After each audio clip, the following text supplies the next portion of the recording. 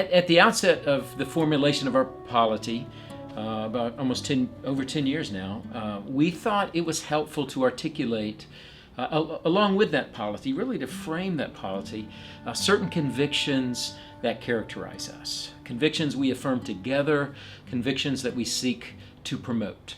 And we tried to distill those down into 7. These don't say everything about us. They don't even say the most important thing, which is our doctrine, which is expressed in our statement of faith.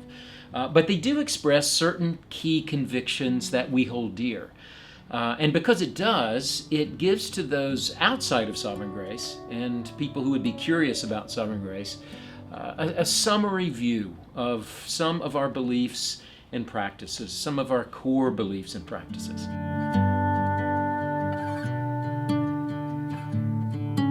To say Reformed theology is a value for us is to identify with that stream of church history that, by God's providence, so accurately reflected the weight of the glory of God in all things, including salvation, but not limited to that.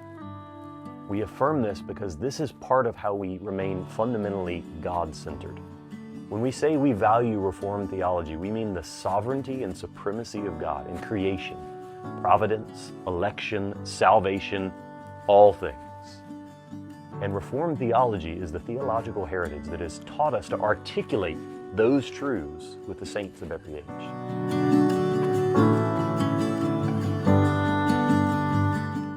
Sovereign Grace endeavors to be a gospel-centered family of churches. We endeavor to keep the main thing the main thing. We endeavor to emulate the example of the Apostle Paul, who said, "I resolve to know nothing among you except Jesus Christ and Him crucified." We seek to be a family of churches that proclaims the gospel and the truth of justification. The justification declares to us that we are accepted by God and united to Christ by faith.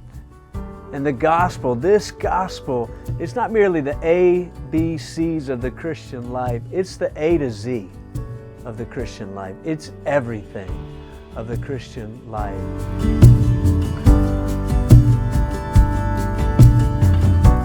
The apostles understood the scriptures to teach that the supreme blessing of the new covenant would be the pouring out of the Holy Spirit, not just on some, but on all flesh, on all people, young and old, male and female.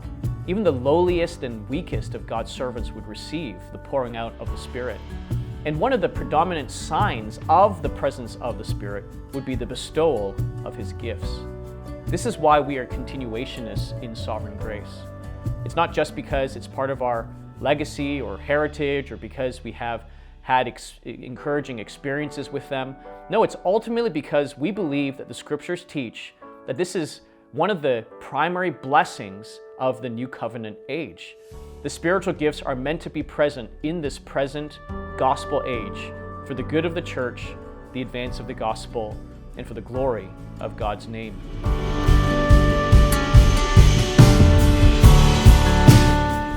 Men and women are both made in the image of God, but they're made differently.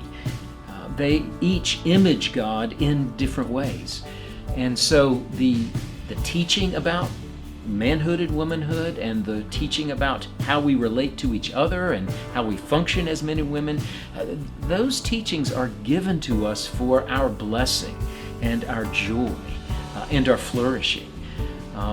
And to be clear in our beliefs in this area, to be clear in our practices in this area, is really to secure for ourselves richness and blessing in our lives and in our marriages and in our families and in our churches. That's why we hold to complementarianism. It's vital to teach this doctrine. It is wise to teach this doctrine. It's loving to teach this doctrine because it is true and it is revealed to us for our good and for our joy, that we might know God, that we might relate to Him more faithfully, that we might relate to each other in a more Christ-honoring way.